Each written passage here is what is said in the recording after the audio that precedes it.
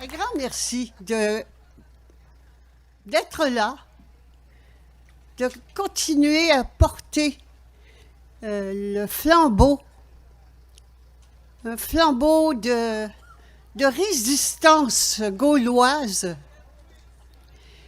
Et en même temps,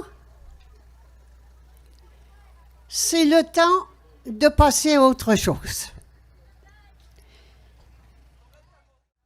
Nous avons vécu ici au Québec depuis quelques centaines d'années.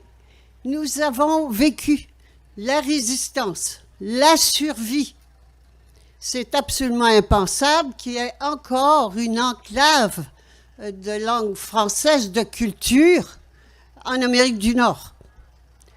Et c'est grâce justement à cette résistance que nous avons, que nous portons et que nous appelons gauloise, qui nous vient des Gaulois, qui nous viennent, cette résistance, cette capacité de tenir le coup, qui nous vient de France, de nos ancêtres.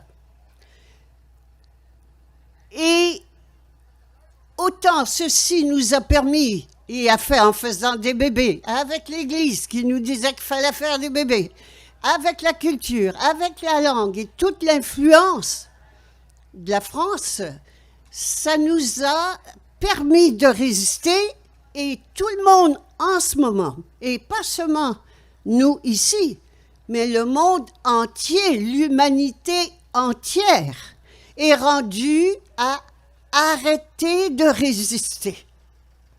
Est-ce que ça veut dire qu'on va se faire manger tout rond? Non.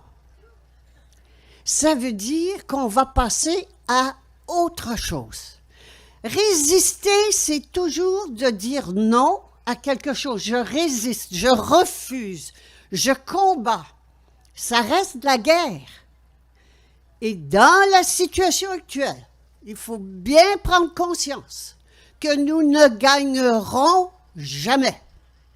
Nous n'avons jamais gagné. Toutes les révolutions que nous avons faites, parce qu'il y a toujours eu la même chose, il y a toujours eu une petite clique qui domine et exploite la majorité. Et quand la majorité en a marre, elle fait une révolution, on se tape dessus, et après, la petite clique fait des petites concessions, on rentre à la maison et on continue comme avant. Jusqu'à la prochaine révolution. Ça n'a jamais changé le problème.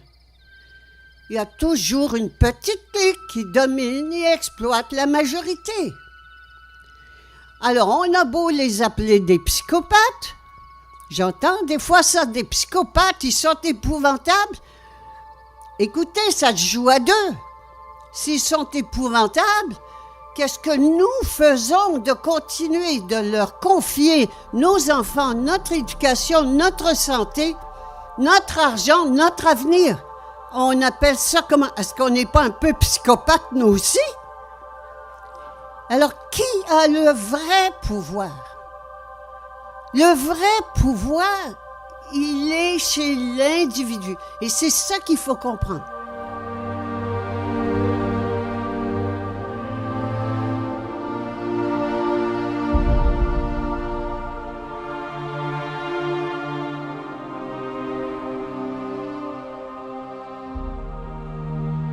Le pouvoir de la petite clique, c'est un faux pouvoir. Mais c'est nous qui le donnons. Nous donnons notre pouvoir à cette petite clique et notre argent. On travaille, donc nous sommes quoi? Il faut appeler les choses par leur nom. Nous sommes des esclaves. Est-ce qu'on veut rester esclaves?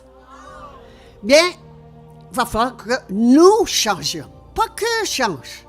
Que nous changions, nous les 99%, que nous prenions conscience de qui nous sommes. On a eu affaire de tout temps à des autorités religieuses, spirituelles, religieuses, et des autorités gouvernementales, hein? Une qui s'occupe de notre âme et l'autre qui s'occupe de notre corps. Conjointement, ça a toujours été conjoint, hein? La religion puis le gouvernement, ça a toujours couché ensemble. Pourquoi? Pour exploiter au maximum le peuple, c'est-à-dire les individus. Et nous, les individus, on fait quoi qu'on continue? Qu'est-ce qui fait qu'on continue à donner notre pouvoir et notre argent aux autorités, aux fausses autorités? Parce que fausses autorités, c'est pas eux qui vont changer. Eux, ils profitent. Mais nous, est-ce qu'on va continuer? Est-ce qu'on va continuer à croire qu'on a besoin de quelqu'un de plus grand que nous? Est-ce qu'on va continuer à croire qu'il y a quelqu'un de plus grand que nous? Et c'est ça le gros morceau.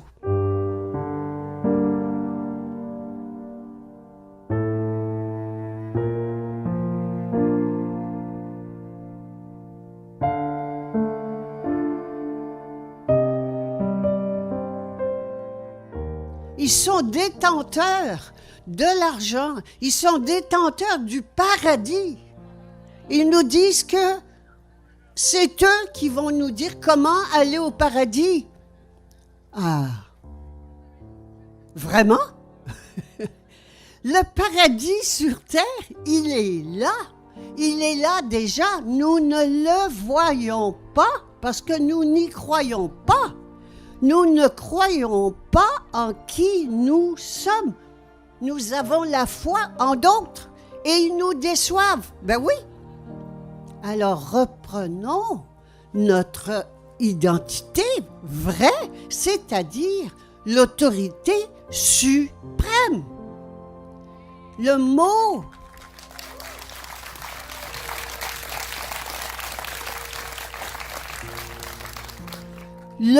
souveraineté est très important qu'on prenne conscience de cela. Il y a une définition. La définition veut dire autorité suprême. Suprême, il n'y en a pas au-dessus.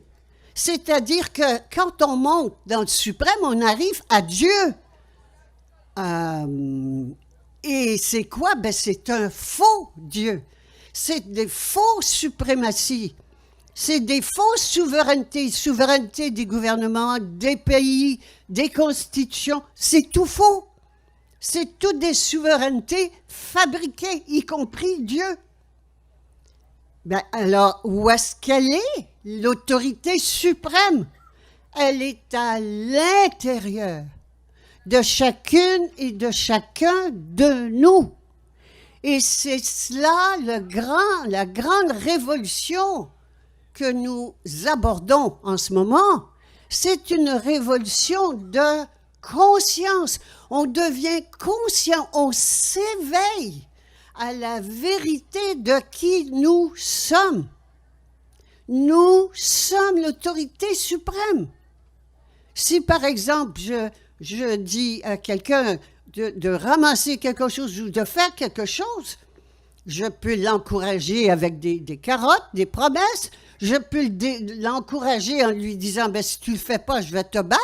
Je peux même le tuer, mais il ne le fera jamais. Nous avons le vrai pouvoir. Le seul vrai pouvoir, il est individuel. Et ça veut dire quoi? Ben, ça veut dire, c'est sympathique, je peux faire ce que je veux, comme je veux, quand je veux. Non, non. C'est un pouvoir individuel, intérieur de notre âme. C'est quoi notre âme? Ah, ben notre âme, c'est le suprême, l'autorité suprême qu'on nous a dit qui s'appelait Dieu.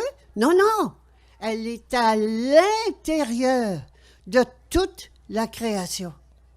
Chaque création est ce fameux Dieu, je l'appelle Dies, justement Dieu, déesse, c'est ce que nous sommes. Alors, et notre âme, c'est le Dieu déesse, Dies donc, en nous. L'autorité suprême est à l'intérieur de nous. Ça amène un changement de comportement complet. Je ne peux plus continuer à me comporter en mouton peureux comme je faisais auparavant.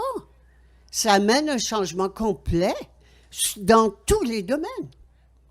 Et déjà, ça veut dire, et je ne le vois pas beaucoup, mais on n'a plus besoin du gouvernement extérieur.